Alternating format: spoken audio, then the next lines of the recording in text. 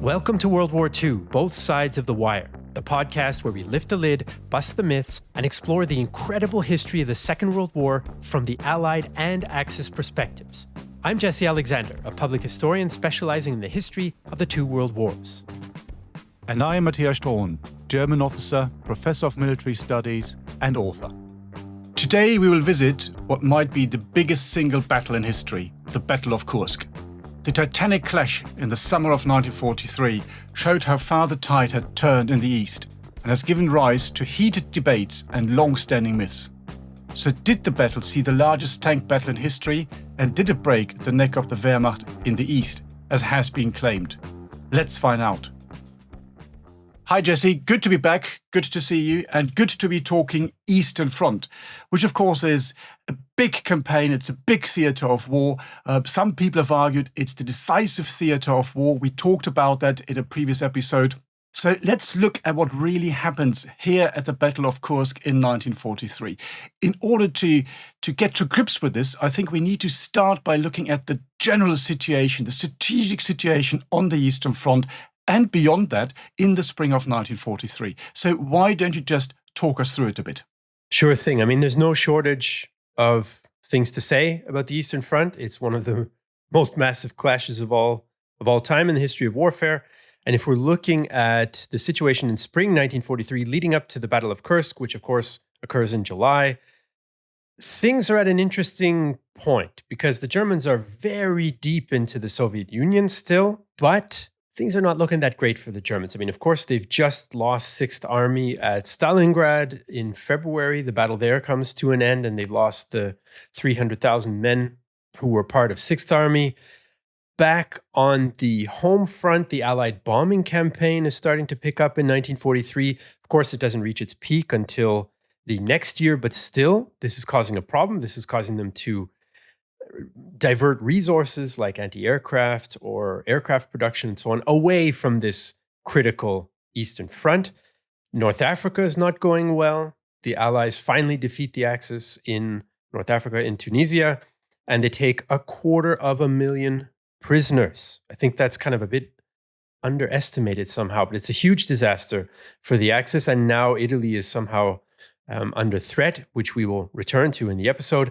And finally, the Battle of the Atlantic goes the Allies' way in 1943. Definitively, May 1943 is often seen as kind of the turning point for that, where Dönitz has to kind of temporarily tone things down in the Atlantic because they're being beaten so badly. So things are not looking great for the Germans. On the other hand, the Red Army has suffered, what would be for anyone else, catastrophic losses in 41 and also in 42, of course. Even though they do win in Stalingrad, they suffer terribly, but they are able to replace them. They're able to create army after army, and they're able to keep up production.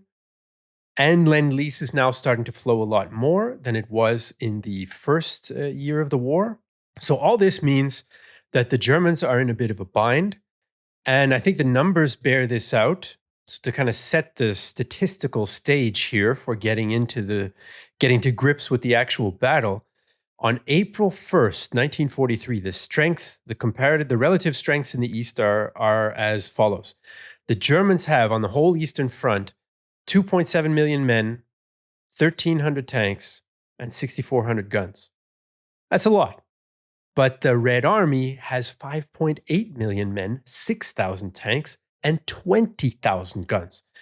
So that's not really a recipe for successful offensives necessarily from the German point of view, but they are planning the offensive at Kursk anyway, aren't they?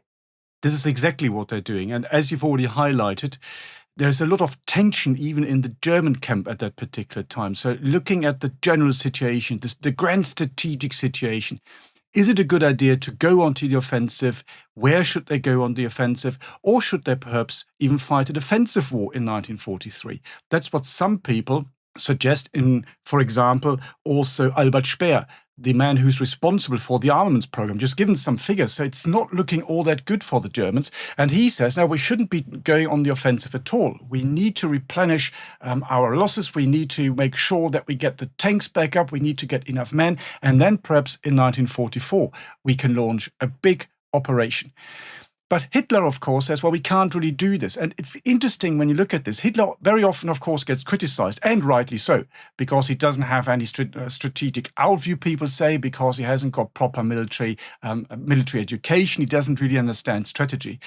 But in many ways, Hitler is more of a Clausewitzian thinker than the generals are. The generals think about the war in pure military terms. Hitler sees it in a political sphere as well. And he looks at the strategic situation. You've outlined it. It's not looking good for the Germans. And he can see that Italy's close to collapse. There are already talks of them switching sides. It's not looking good in the east. Other nations, the Finns, the Romanians, they're all kind of making noises that they're not all that happy with how the war is going. So Hitler needs a victory on the Eastern Front. If you can do this, this would be German warfare, German armored warfare par excellence. This is exactly what the Germans think they're very, very good at, and still at that stage superior than the Soviets are. So that's what they want. And based on that, on the 13th of March, so quite early actually, considering that the offensive only then starts in July, you've already given the dates. On the 13th of March, Hitler signs an order, Operational Order Number 5, which authorizes several offensives, including the one against the Kursk salient. And then you have a lot of toing and froing in the German High Command. There are a number of generals who want to go immediately. Manstein, for example, says, if we need to go now. The longer we wait, the stronger the Soviets will get. So we have to attack now. Other generals say, well, we can't really do this for different reasons. First of all, it's the weather. One of the reasons why the original date is postponed. It's also because of the equipment.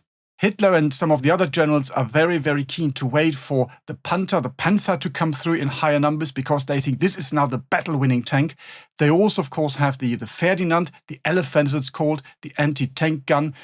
And they want to wait for these, build up the numbers, and then attack. But of course, that gives the Soviets time to build up their defenses.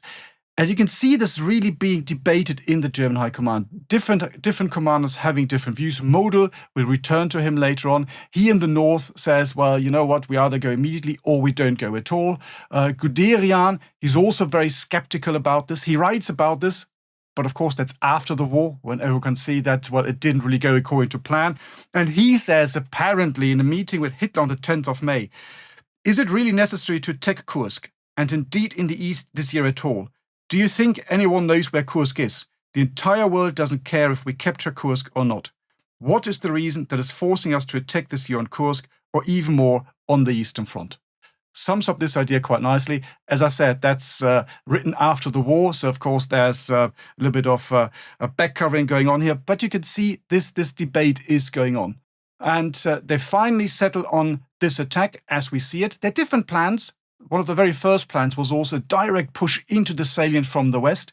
They then look at this and think, you know, this is not particularly clever, so let's do the classic, let's attack in the flanks, outmaneuver the Soviets, encircle them, and then we can defeat this big buildup of Soviet forces that you have in the salient and win the upper hand again.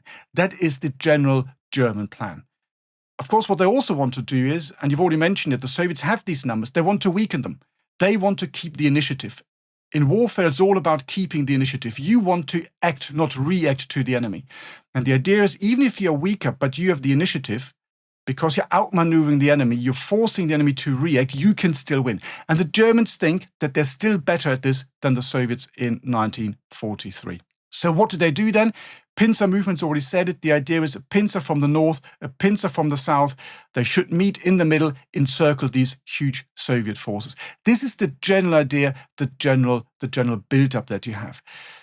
So what happens on the Soviet side? What are their plans? How are they reacting? I said acting and reacting to the German plans. Talk us through it. Yeah, well, I think it's interesting when you talk about this debate, because often I think the impression that we might have when we come at history, when we're a history buff, or some of the listeners out there might have this experience, you get the idea that the Germans are sort of monolithic somehow, that they always want to be on the attack, that they always want to do the most aggressive thing.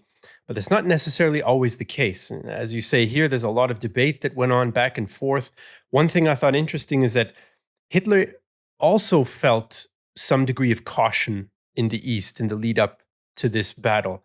Originally, he thought about attacking in the Donbass area to get some of the resources there. And then he sort of said, well, we can attack in the east, but we're going to have to be somewhat limited. So this is not a sort of war winning, as you say, we're going to knock the Soviets out. It's no, we're going to try to cripple their offensive potential to knock us back.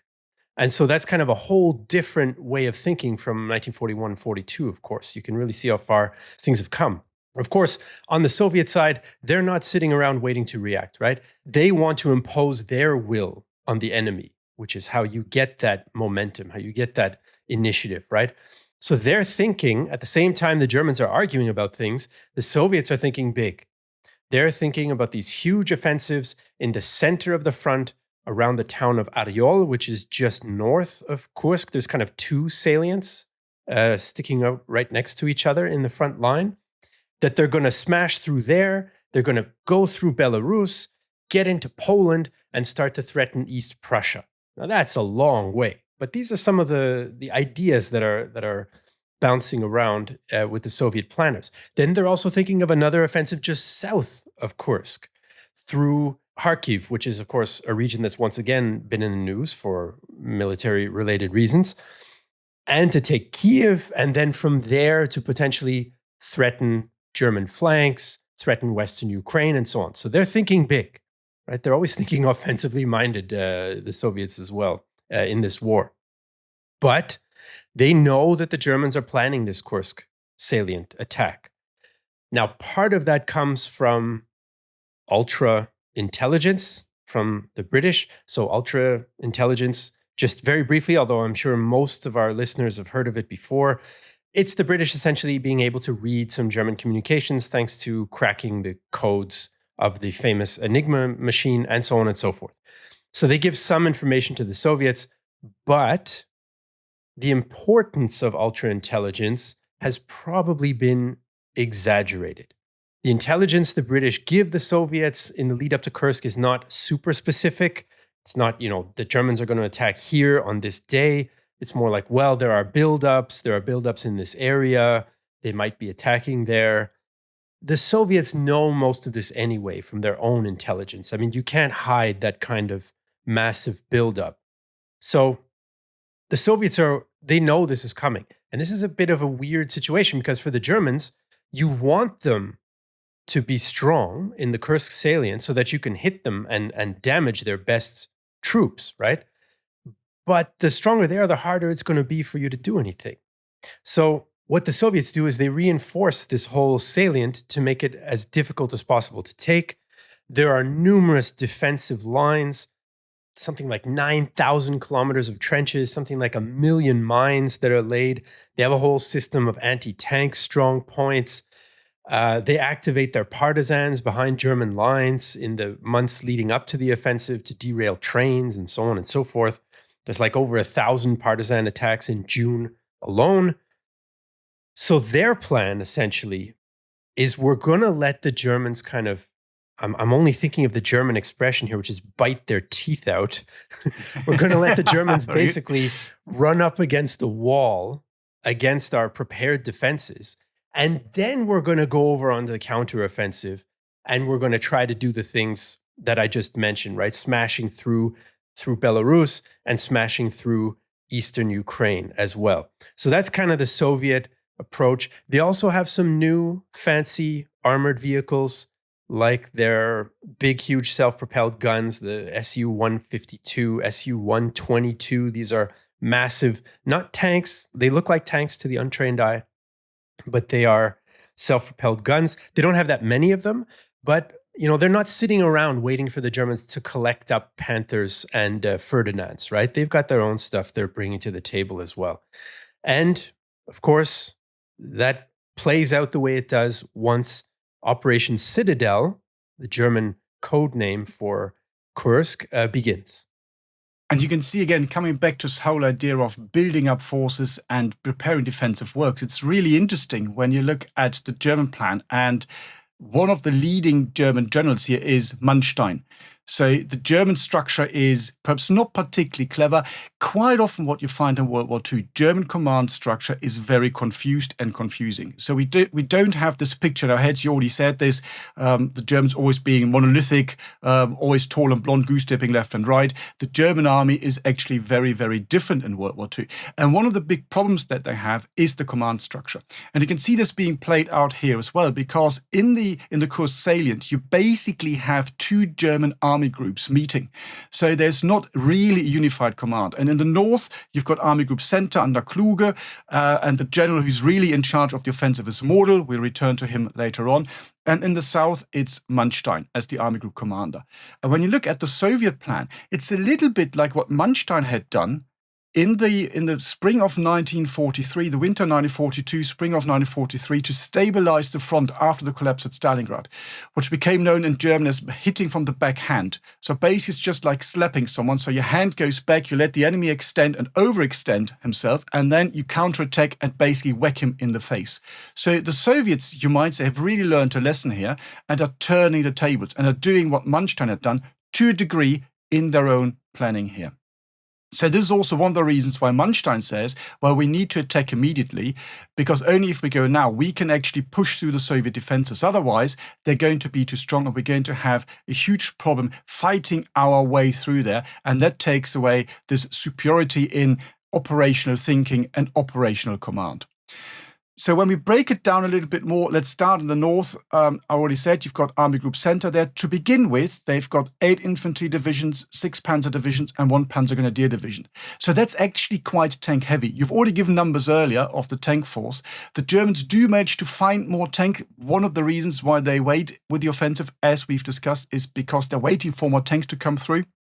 They're not really ready yet. The Panthers have all sorts of issues, but they are there now. And about 70% of the entire armored force of the Wehrmacht is concentrated in this very, very small salient. It's about 2,500 tanks, roughly speaking, and self-propelled guns, which is more or less, well, it's a bit less, but not that far off from what they had in 1941. When they advanced into the Soviet Union. So it just, again, shows you how the war has changed and developed. It's really becoming also a war of materiel. And the general in the north who's really tasked with the attack, that is Model with the 9th Army. And he's a very interesting character. So he's a very, very good general. He makes his name as a general on the defense. He becomes known as one of the men of the fire brigade. Whenever there's trouble on the Eastern Front, he's thrown in to stabilize the front. And he does that really well. Interesting also, when we jump forward a little bit, probably for another episode, his end that he meets. So in 1945, after the Ruhr Pocket has surrendered in the West, he goes into the woods and actually shoots himself.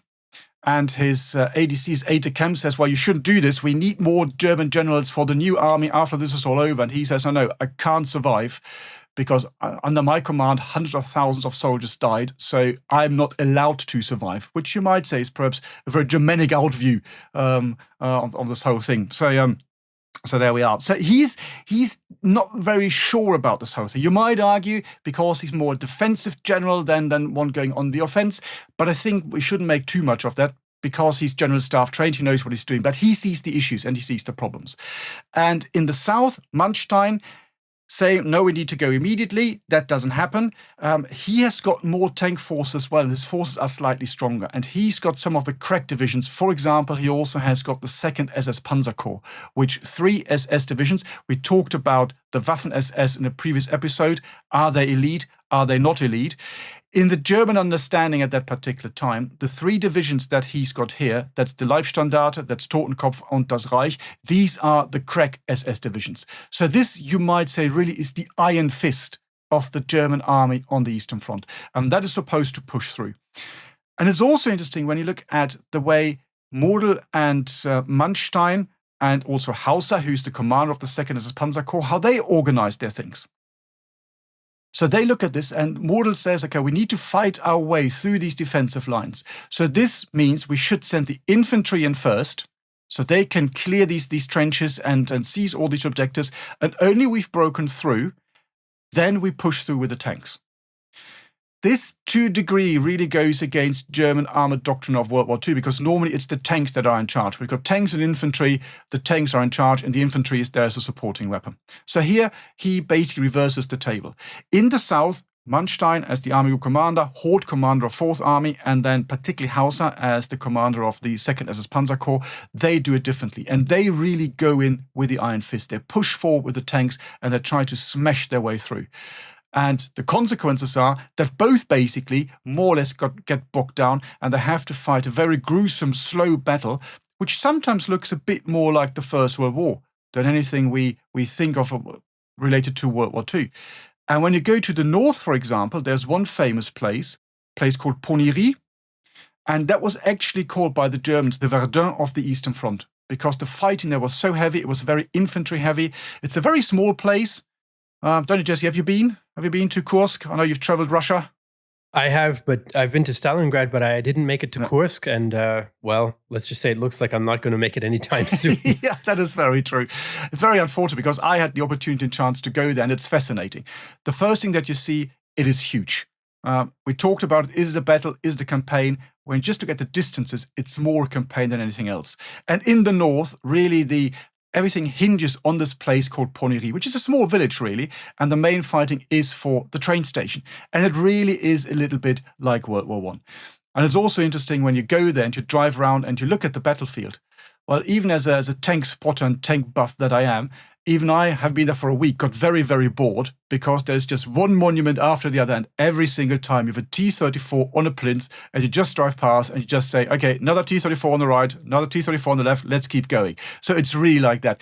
It's, of course, also all to do with the myth of this particular battle or campaign, whatever you want to call it. And we'll return to that a little bit later. So these are the German approaches, the different ideas that you find in the German High Command. So that's the general outline that you might say, and the different ideas that you have in the German camp. So Jesse, I know I've been talking about the German side for an awful lot of time. I know you know the Germans as well. So what's your take on all of this? Well, I think it's interesting how the battle begins, because on July 5th, it starts, right? The Germans are trying to penetrate on the north and in the south. The Soviets, it shows the limits of their intelligence in some ways, the way that they react to the start of the battle, because of course they knew it was coming, but they didn't know the day. They didn't know every detail, as you sometimes hear online, for example. They launch a huge artillery barrage to try to disrupt the German preparation. And in some Soviet generals' memoirs, then they talk about how great this was. We were smashing them before they could even start attacking us. But actually, that bombardment is not particularly effective or accurate. So they kind of shoot their shot, the Soviets do, to try to disrupt the Germans, and they don't do particularly well. And this is one of the reasons why at the very beginning of the battle, the Germans are able to advance. By the end of the second day, they've pierced the first and second Soviet defensive belts. Depending on who you read, there are either 6 or 8 defensive belts. In any case, the Germans are making some progress in the first couple of days. And in general, the Soviet commanders are kind of surprised that they're not able to stop the Germans more effectively than they are. They launch some counterattacks. These don't go particularly well. This is all in the first days, of course. Things will change. And one of the issues, of course, is that they're losing a lot of tanks, the Soviets are. Now, we're going to get into the famous/infamous tank battle at Prokharovka in a moment here, but for the time being, before we get there, I found a very interesting snippet, a very interesting quote from one of my favorite Soviet generals, Konstantin Rokossovsky. I've talked about it before a little bit, but very fascinating biography. Go and look him up online, Rokossovsky, if you're interested in his personal story. It's quite interesting. Goes from hero to pariah to hero and so on. But his solution, I thought, was interesting on the topic of tactics and infantry and tanks. His solution to the problem is he orders a reduction in tank-on-tank combat, temporarily anyway, at the beginning of the battle. And he says this: given the superiority of the enemy, especially in heavy tanks, our tanks should only counterattack against infantry or light vehicles. And even then, only when our fire had already disorganized enemy dispositions. This order was necessary given the situation. There were cases when our tankers rushed to attack Tigers only to be pushed back behind the infantry with heavy losses. So there are a few things going on here that I think we should keep in mind. First of all, he writes this after the war. So again, he has the benefit of hindsight, and he's writing this in the Soviet Union, which is not really conducive to telling the whole and full truth all the time. In any case, but what I find interesting here is they're admitting that their tanks are having trouble. And this goes against some of the Soviet myths of the battle that we're going to talk about in a few moments. And of course, he also specifically mentions Tigers, which is another mythologized part of World War II, but also of the Kursk battle, because, spoiler alert, there were not very many Tigers at the battle, and yet they're the ones that get the mention, of course. So this idea of when German armor appears, whether it's leading or following the infantry, depending on what the situation is, that it's still extremely difficult for the Soviets to do much against them, that they need to take these kind of measures. I thought that was interesting. I also thought, on the topic of sort of tank tactics, interesting report that I saw where the Germans found that for their heavy vehicles like Tigers and Ferdinands and so on, that the Soviets were learning quickly on how to try to deal with them, and they were targeting the hatches in particular, because of course the armor is so heavy, it's difficult for other Soviet weapons to penetrate, and that they began to target the hatches specifically. And what you also find, of course, when you talk about hatches, you're absolutely right, is that there was this ethos, this idea in the German army at that particular time that you wouldn't close the hatchet because you don't have a good view. And also probably because it doesn't look particularly heroic. So it looks much better when the commandant's head is sticking out. So there was a bit of an idea, I wouldn't call it cult, but the idea that you close the hatches only if you really have to. So if you keep them open, of course, well, that kind of defeats the idea of the tank giving you protection. There are numerous accounts of tank commandants who get killed while they're sticking their heads out, and of course that knocks out, so to speak, you might say, the tank in a specific way. So there are some of the real issues here that you've highlighted. You're absolutely right. So the Soviets are learning, the Soviet doctrine has changed. They're much more intelligent, clever in their way they want to fight. When you compare that to some of the previous battles, there still is very much the idea of the battle in depth. So they're thinking about operational gains. You already mentioned it. It's for them, it's not only about the Kursk battle. This is only the first step. So it's also why they have relatively large reserves. We'll return to some of them later when we talk about the famous, infamous Prokharovka battle. But this is what they're thinking about. So this only is the first phase. We'll look at the second stage in a minute, which again tells us a little bit about the mythology of this particular battle. Another point, of course, which is interesting is air power. And we mentioned in one of our previous episodes this whole idea: who actually won the war? Was it on the Soviet side? Was it in the West? Was it the Eastern Front? About 80% of all casualties are, of course, inflicted on the Eastern Front. However, because of the air war, the Germans have no longer air supremacy on the Eastern Front. And there are accounts from Kursk where the German soldiers are actually quite surprised, because for the first time in a long, long time, they see a lot of German planes over their heads. But they could only do that because the rest of the Eastern Front is relatively bare. And when you look at what goes on there, you also have a lot of the new Focke-Wulfs, for example, being employed. So that all works in the Germans' favor. There's also, for the real spotters, you have the Stuka tank destroyers now. For example, Hans-Ulrich Rudel, the famous Stuka pilot who knocks out over 500 tanks on the Eastern Front. Also a diehard Nazi, by the way. He is there. He's flying around, knocking out tanks. So that all gives the Germans a bit of the German infantrymen, you might say, an air of confidence. And I think even though, yes, the defenses are really, really strong, it looks as if they're able to achieve something here. Of course, if you're a normal infantryman or tank commander, you don't really understand probably the bigger operational and strategic picture. But when you read the German accounts, at least sometimes you get this feeling, yes, well, there is still something left in the army. Because up to that stage, from 1942 onwards, Stalingrad and everything that happened afterwards, with a short exception, they've been on the retreat. So it's very good for German morale as well, again, what happens here. And yes, fighting your way through the Soviet offensive is so very difficult. You've given some numbers. I mean, it's mind-boggling when you look at this, because the Soviets also have two fronts here, the Voronezh and the Central Front. And they in total dig nearly 10,000 kilometers of trenches, before the Germans attack. I mean, just think about it. You mentioned 1 million mines. There's all sorts of things going on. So this is really a very well-established defensive belt. And yet the Soviets are having these problems that you alluded to. So that is a really interesting aspect of the battle that I think many people don't really understand, because most people think the Germans attack, the attack doesn't go well, they get bogged down, they're defeated, and that's the end of it. So to stay with the tune of our podcast, it's all about myths. And here's one of the myths. So it doesn't go particularly well for the Soviets in the first phase. It doesn't go brilliantly for the Germans either, but they're fighting their way through. They're grinding on, they're grinding through. They're losing manpower. That's a problem for the Germans. Infantry is a problem at that time. So when you look at the Kursk orbit, the order of battle, it's very, very tank heavy. And one of the reasons for that on the German side is that they're basically running out of infantry. They only have about 780,000 men for this offensive, which sounds like an awful lot. When you look at armies of today, 780,000, that's a lot of men. In the great scheme of things, you've given some of the numbers earlier, you talked about the Soviet numbers. By 1943, that really isn't as much as it sounds. Yeah, especially because the Soviets have something like 2.5 million men in that sector. Of course, they have those two fronts you mentioned, those two army groups, but they also have a reserve army group, which at first is called the Steppe Military District or something along those lines, and eventually then goes over to becoming an operational army group. So they have far, far more to throw into this battle than the Germans do. And even still, the beginning is a difficult slog for them.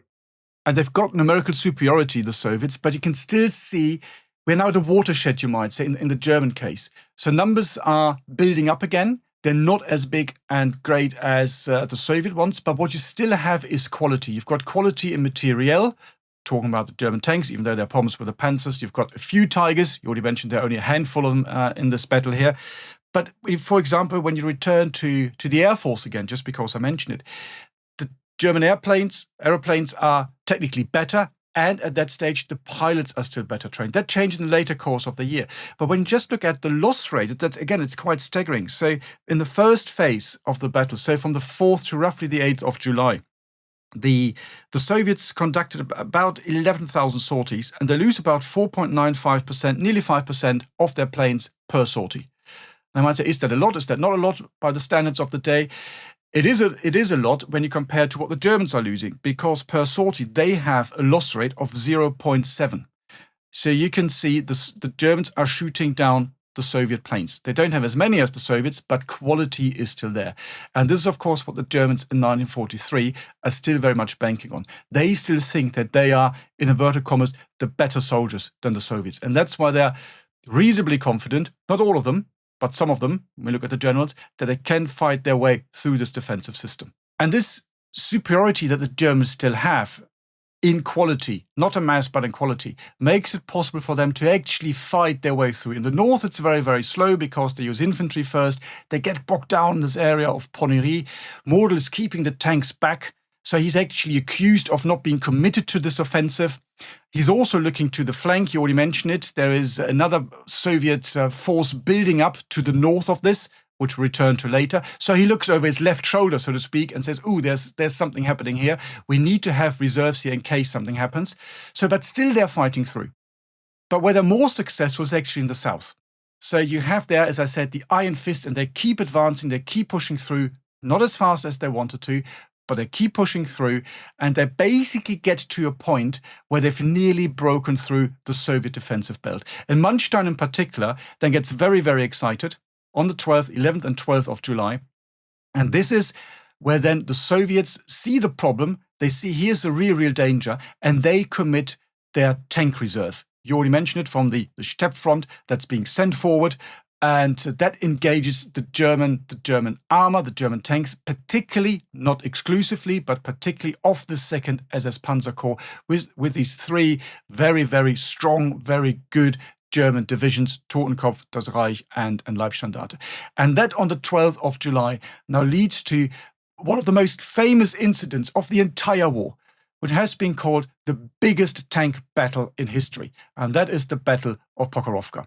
So Jesse, just talk us through what happens there before we can look again a little bit at the myths surrounding this whole story. Well, yeah, Prokharovka has gone down as, especially in the Russian-speaking sphere. But you see this bleed into English language literature, especially popular history as well. It's gone down as, one of the turning points of World War II, maybe the biggest tank battle of all time. And of course, it's surrounded in a lot of legend and myth for these reasons. Now, we don't have to get into every last round that was fired, but just in brief, you have a situation in the south where, yes, Manstein's forces are advancing. They pierce the third belt of defenses, as you mentioned.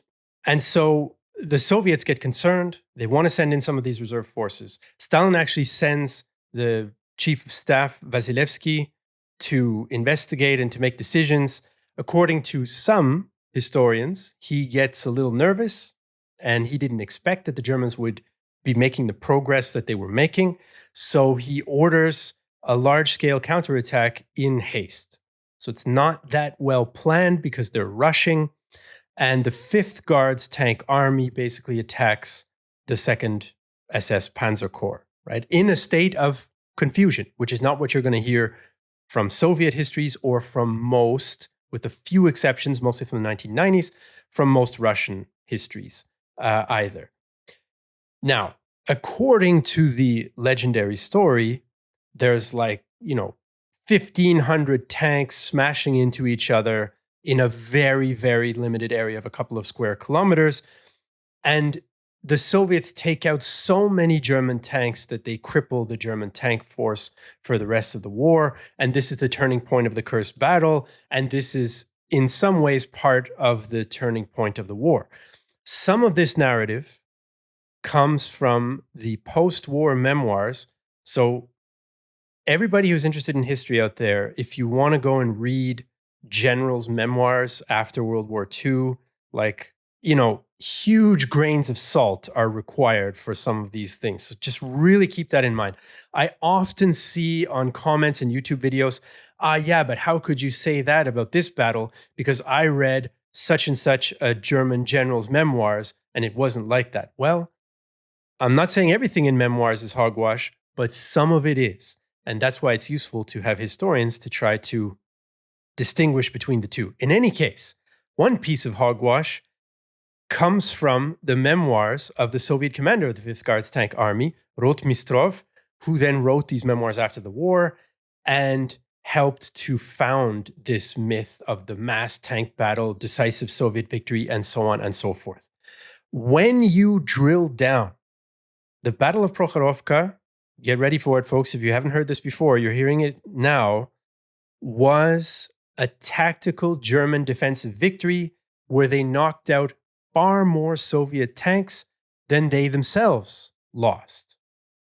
Are you on board with this myth-busting, Matthias? Absolutely, absolutely. And you're absolutely right. And again, having walked the ground and having been to Prokharovka and you see it, immediately you can understand what really, really happened. I've spent quite some time driving around this area and walking the battlefield. And it's just the moment you stand there, you can see exactly how this battle played out. Because what happens is that on the 12th of July, the morning of the 12th of July, the Soviets counterattack. The Germans are actually surprised. They didn't expect that at all. The Germans had thought, you know what, we've more or less broken through. We just lager up for the night, and in the morning, we'll then continue with the attack. So they're actually shocked and surprised when the Soviet counterattack comes in. And they have pushed their recce elements and a number of tanks further out than they would normally do. And one man who's there is a chap called Ribbentrop. Now, you might have heard this name before if you're interested in history, because he's the son of the foreign minister. And he's there as a tank commander in the Waffen-SS. And he also writes about this afterwards, and he talks about it and says, well, we were surprised. We didn't know this. So we were surprised in our sleep. And the problem for the Germans is that they've pushed these elements so far forward that they've crossed an anti-tank ditch. And this anti-tank ditch now plays an absolutely crucial role, because this is an anti-tank ditch that the Soviets had dug themselves as part of the defense. The German main forces getting close to this ditch, they pushed a number of elements across it to continue with the attack, and then they get counterattacked by the Soviets. The problem for the Soviets is that there are only a very limited number of bridges going over. They're not wide, not strong enough to hold the tanks. So basically, you have the Soviet tanks driving up and down, trying to find a crossing. And that makes it possible for the Germans to basically conduct a turkey shoot. So they're right up to the banks and to some of the heights that are slightly behind this anti-tank trench. I've been there. You can see the battlefield and you know exactly what happened there. And just like a turkey shoot, because they've got superior guns, they knock out one Soviet tank after the other. And the Soviets are trying to get very, very close, very, very quickly. Because as you've said earlier, they know that their tanks are still not as good probably as the German ones. So they're trying to get very, very close. There are all these accounts in Russian and Soviet historiography that they got there and they managed to drive into and ram these German tanks, destroying them. When you go to the big museum at Prokharovka, on the entrance, you see a monument, and that's exactly it. So you have a T-34 crushing into this German, I think it's a Tiger, obviously it's a Tiger, crushing in there and basically just defeating the German army, like this sheer determination, willpower, will to sacrifice man and material to win this battle, to win the battle for the motherland. The real story, as you've already alluded to, is fundamentally different. So what happens is the Soviets push forward these troops in a state of confusion. It's a Russian counterattack. It's not particularly well planned. It's the final reserve. They push it in because they're worried the Germans might push through. The Germans are surprised, but then very quickly they gain the upper hand and they start, as I said, shooting at the Soviet tanks.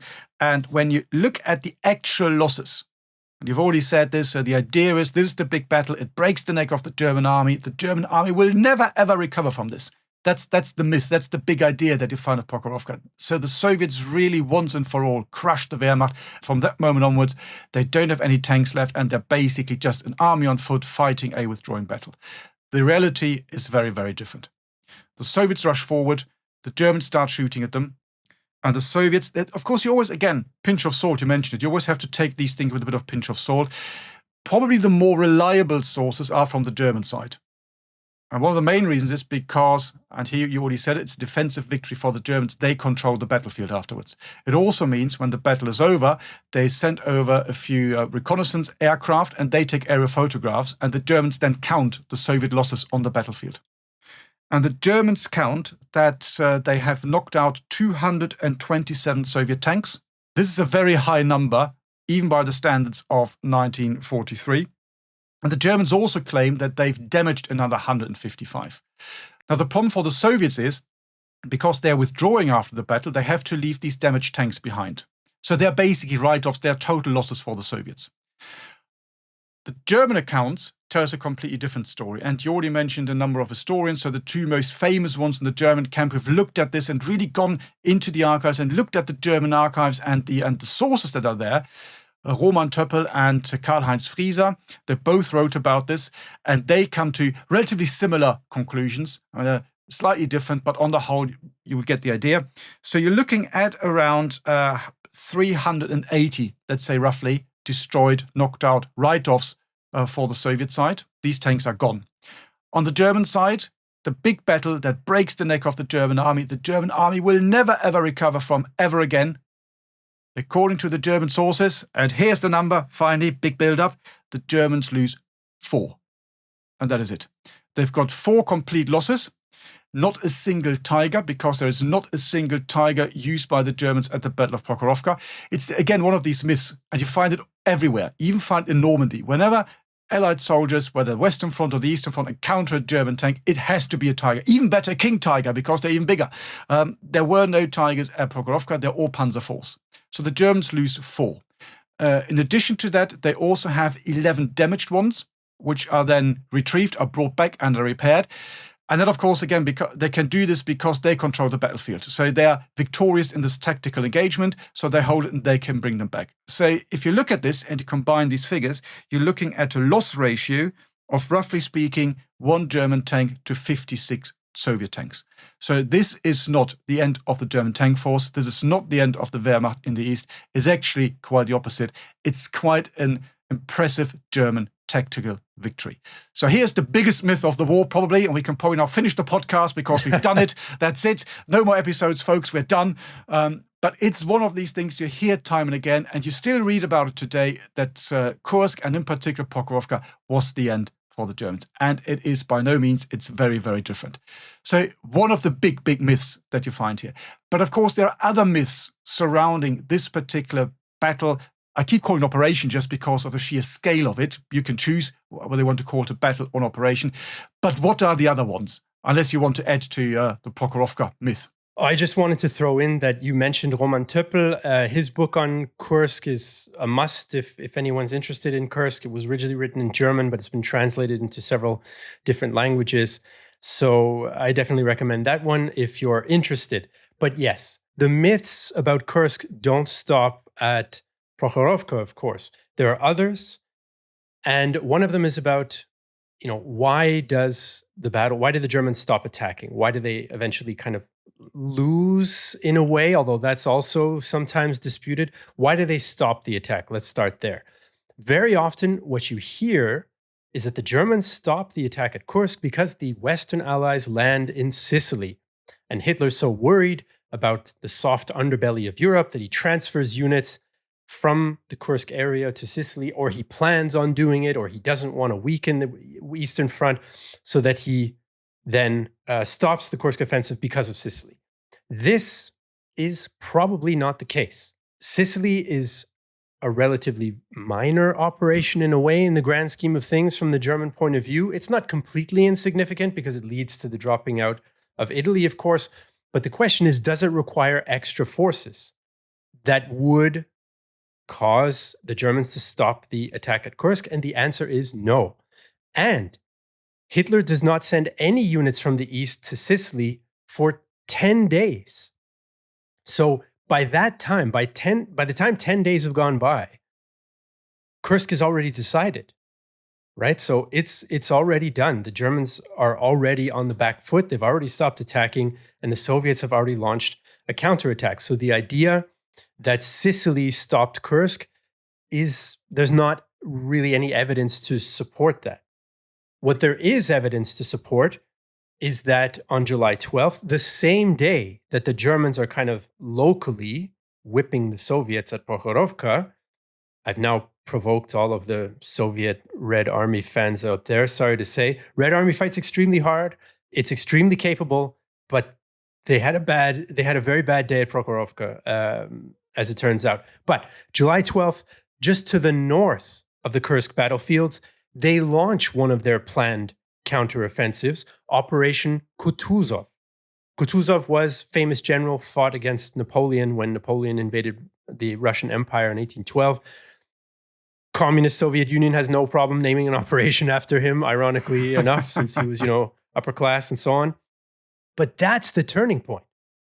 I mean, yes, the Germans are slowing down, but, Manstein, for example, thinks, well, maybe we could still advance a little further. But the Soviets have so much strength the Germans don't know about. Their intelligence, the Germans' intelligence, was just inadequate.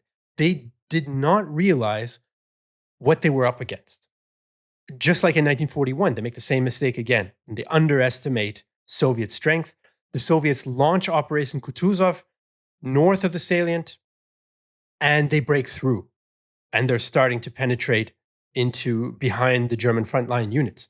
This means that the Germans can't afford to continue attacking at Kursk. They need to take away units from Model's 9th Army to plug the gaps just to the north of it. And so Operation Citadel has failed, right? It's not Sicily, it's Soviet counteroffensives. So yes, we've busted the myth of the Soviets at Prokharovka, but they are the reason why the Germans fail at Kursk. And here we go, another myth gone. There we are. Absolutely right. Italy really to the Germans is important for grand strategic reasons. Again, coming back to this idea about Hitler, Clausewitzian thinking, he thinks much more in political terms and economic terms than in pure military terms. And that's why it's important. And Manstein is actually furious when in the end the troops are taken away from the Eastern Front. And even before that, when they're debating, should we continue, should we not continue with the attack? Not because of Sicily, but because of the Soviet counteroffensive. He's furious because we have broken through. We've now defeated the Soviets down here in the south, Prokharovka. We have broken through. We can now encircle them. As you said, when you look at the sheer number ratio, that probably wouldn't have happened. So he's a very, very good operational thinker, Manstein, probably the most able of all German generals, as Littlehart, the British writer, once said. But again, when you look at the bigger picture stuff, he probably wasn't right. And stopping this offensive, well, launching the offensive in the first place wasn't a good idea, but stopping it at some point probably was inevitable, you might say. And he already talked about the Soviet counteroffensive, and this is really, really interesting. The other big myth here, looking again at the casualty side and the whole plan for this operation. So the Germans concentrate very much on the Battle of Kursk, while encircling the troops in there, destroying the salient, and then that's it. The Soviets see, as we've discussed, this only as the first and the opening stage. And the really important one for them is the second stage. You've already mentioned it, the counteroffensive, particularly coming in the north on the 12th of July. And this really sends shockwaves, in particular through the northern sector on the German front, because they simply don't have the troops to stop this. And when you look at the sheer numbers again, particularly the casualties, it is really interesting that the second phase, the Soviet offensive phase, is by far more costly and bloody for the Germans than the first phase, where everybody thinks while the Germans are fighting their way through, while they're getting smashed, to use the very good unofficial tactical term used by the army, get smashed by the enemy at Prokharovka, and that's the end of it. No, it's not. German losses are actually comparatively, again, pinch of salt, inverted commas, comparatively light. So in the stage of the German offensive, according to the German sources, lose about 55,000 men. That, by our standards, is still a lot. These are not light casualties. But in the great scheme of things in World War II and the operational design and the number of troops that are actually involved in this is, I wouldn't say it's small beer, but you get my point. The second phase, however, the Soviet counteroffensive, is far bloodier for the Germans. And when you just compare again the infantry casualties, about 55,000 in the first phase, but about 112,000 in the second phase. So that's a ratio of more than, well, it's roughly 2-1. And it's the same, it's actually even worse when you look at the material and the equipment, when you look at the number of tanks the Germans have. That really, the number of available tanks really takes a dive in the second phase. Because now the Germans are on the defense. So whenever a tank gets not destroyed, but damaged, and the Germans are withdrawing, they have to blow it up or just leave it there. They can't retrieve it, they can't bring it back and repair it, like they've done at Prokharovka. And it's really the second phase which is far more worrying, far bloodier, and far more decisive than the first phase. So the Soviet counterattack is far more successful, you might argue, than the German offensive. And there's, in fact, a second Soviet counteroffensive that's a part of this campaign, if you will, which begins on August 3rd, which is Operation Rumantsev, and that is in the direction of Kharkiv. So again, we're on familiar ground for those of you who are interested in current affairs. And the Soviets I shouldn't say that, they throw 1 million men at it. It sounds like they don't know what they're doing. They know what they're doing. It's not just a numbers game, right? Yes, they have more numbers than the Germans, but if that's all it was, they wouldn't have been as successful as they were. They have 1 million men available for this offensive, which is something, of course, the Germans cannot match.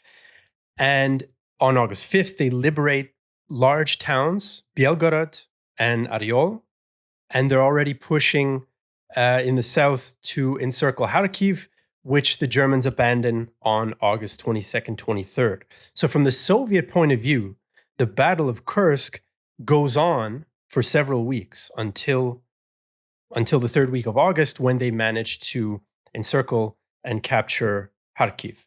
I wanted to mention one other myth that's kind of associated with this, which I have to admit, I didn't really know that this was a belief held by people until on the Real Time History YouTube channel, we made a video about the Battle of Kursk. And then it's interesting, you just have to put something on YouTube to find out the myths and legends about a certain topic, because they come out of the woodwork. And there are quite a few people who assess that the Germans didn't lose at Kursk. They just decided to stop attacking.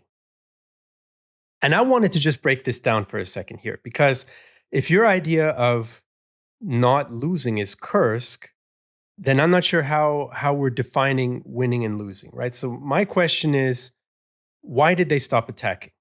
Well, because they were stopped by the opponent, who forced his will upon them, right? Winning is partly about imposing your will on the enemy, making the situation what you want it to be, or more what you want it to be than what he, the opponent, wants it to be. And who imposes their will on the other at Kursk? It's unquestionably the Soviets. The Germans achieve none of the goals that they had for this attack, right? They don't cut off the salient. They don't destroy the Soviet army groups that were inside of it. They don't prevent the Red Army from launching its own offensive in summer 1943. In fact, they launched 2 during the Battle of Kursk. And there was a German, maybe let's call it a side quest, which was to capture the Soviet prisoners so they could use them for forced laborers to make up for some labor shortage. They don't do that either. So no matter what goal for the Germans you're talking about, they fail. And yet the Soviets are the one dictating the battle after July 12th. So I think by any measure, you have to say the Soviets win and the Germans lose. I can't believe I need to point that out, but I was amazed to see that some people thought, well, the Germans didn't lose, they just decided to stop attacking. I mean, I don't know. I'm at a loss for words. I think there's also another reason why people think this, and this is to do with the different levels of war. And quite often when we look at big battles or anything to do with military history, we tend to look at the sharp end. We look at what happens in the trench. We look at what happens in the tank, with the tank and the big guns. When you just look at this and you look at the casualty figures and you look at how the Germans are basically creeping forward, you might say that at the pure tactical level, the Germans are superior to the Soviets. Are they victorious? Probably not, because you already said that, well, they don't really achieve any of their objectives. But if you just look at this, the Germans are, to put it quite bluntly, well, they're probably still better than the Soviets, whatever better really means. I mean, that is another big discussion we need to have. What does better mean in war? But the moment you then lift it up and go to the operational level, and we looked at this is where you have the first problem. So the German offensive doesn't achieve objective, so that's a draw, a stalemate at its very best. Potentially also a fail because they don't achieve the objective. Then you have the counteroffensive, and of course that then turns into, you might call it German defeat. And when you look at the strategic outcome, that is quite disastrous for the Germans because they haven't really weakened the Soviets, so they can't really force them to react in 1943. But it's the Soviets acting, as you've explained, with all the different offensives, and also the political implications of this are really quite bad. And as I said, this is one thing that Hitler keeps a very, very keen eye on. And when you look at what then happens in the summer of 1943 and later on, Kursk is one of these turning points of the war.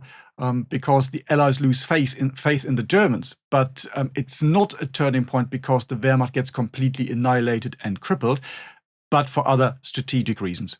Yeah, and I think because Manstein was bitter about the forces being transferred away from him, there's also some idea of Kursk potentially as a lost victory. So if they just continued on, they could have maybe cut off the salient and so on.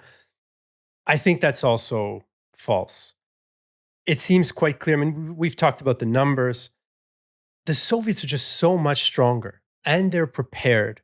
Even if, let's imagine a hypothetical for a second. Let's say the Germans had managed to meet at the base of the salient. They'd managed to destroy all the Soviet forces within the salient. Could Germany have really won on the Eastern Front even with that? I think the answer is no. I don't even think, and I'm not alone here, I'm basing myself on for example, Töppel. I don't even think that they could have prevented a major Soviet offensive in the summer of 1943, even if they had eliminated the Kursk salient and the Soviet troops in it. Of course, it would have weakened the Red Army to some extent, but it would not have come close to turning the tide, even in the summer of 1943. I think you're absolutely right. And you could even go back a year and go to the summer of 1942 for a moment. When you look to the buildup of Stalingrad, well, we should do a podcast on that as well. Different story, but there we are. In 1942, the German intelligence on the Eastern Front, Fremde Heere Ost, you already mentioned them earlier, they basically get everything wrong you can get wrong during the entire war. They're really, really quite bad. And it's interesting that the boss of this particular organization then becomes the head of the new West German Secret Service after the war, a man called Gehlen. So he was quite a clever man, quite a shrewd player, you might say. But their information normally is quite wrong. But even in 1942, they say, well, if the German army achieves all its objectives, i.e. Stalingrad, we will not be able to weaken the Soviets to such an extent that they will not be able to launch another offensive. And that's in 1942, where the odds are still more, you might argue and say, in Germany's favor before Stalingrad than in 1943. So I think you're absolutely right. Say it's just one of these.